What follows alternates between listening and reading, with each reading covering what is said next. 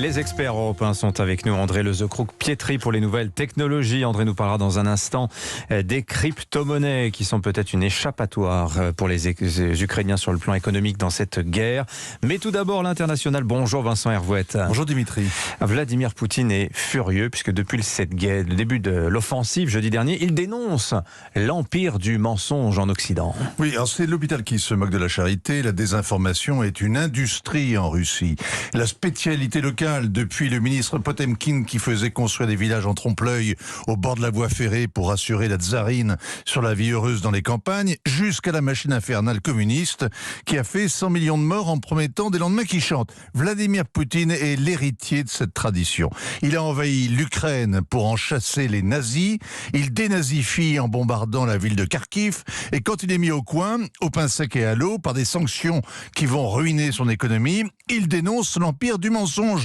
Il fait penser à un enfant qui ment tout le temps et qui est scandalisé par le mensonge d'un adulte. Mais c'est vrai, l'Ukraine est désormais l'empire du mensonge, car la vérité est la première victime de la guerre. Alors il y a toutes sortes de mensonges dans cette guerre, Vincent. Alors on commence avec le mensonge héroïque. Oui, la garnison de l'île aux serpents sur la mer Noire a répondu aux marins russes du navire de guerre qui les sommait de se rendre, d'aller se faire voir, et les 13 gardes-côtes sont morts écrasés sous les obus et faits illico, héros de l'Ukraine par le président Zelensky. Sauf qu'ils étaient 82, qu'ils ont grimpé sur un bateau et qu'ils se sont repliés prudemment loin de ces serpents qui sifflent sur nos têtes des sornettes sensationnelles. Jolie allitération. Le mensonge, parfois, est consolateur. Avec les réseaux sociaux et Volodymyr Zelensky, la guerre est une série télé. Le président est apparu hier en tenue kaki, le visage marqué, dans un décor de palais abandonné. Il a signé sur un bout de table une demande formelle d'adhésion à l'Union européenne qu'il a brandie en réclamant une procédure spéciale sans délai. Il est sûr que c'est juste et que c'est possible. L'intégration à l'Union européenne est un parcours du combattant pour un état de droit en paix démocratique avec un marché libre, et il faut une obstination remarquable pour intégrer l'acquis communautaire. L'Ukraine ne répond à aucun de ces critères.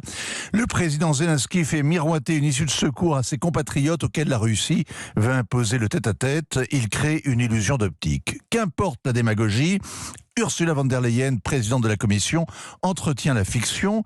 Elle a dit aux Ukrainiens « Vous êtes des nôtres !» Et elle fait semblant de leur ouvrir la porte alors qu'elle n'a pas la clé, qu'elle n'a aucun pouvoir en la matière.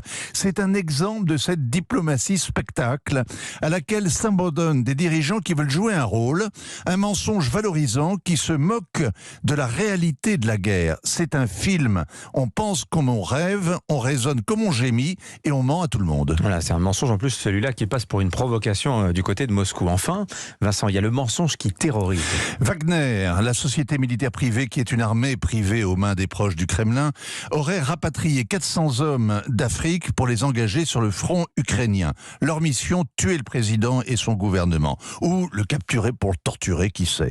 La nouvelle est passée par la presse londonienne. Qu'importe que les services russes aient des forces spéciales, les Spetsnaz, avec des unités de tueurs aguerris, et une 5e colonne serait d'ailleurs infiltrée à Kiev. Wagner, c'est mieux.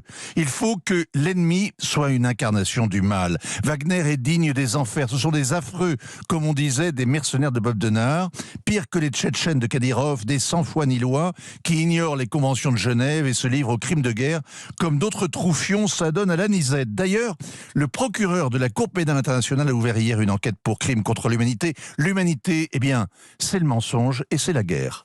Merci beaucoup Vincent Hervouette, c'était votre signature.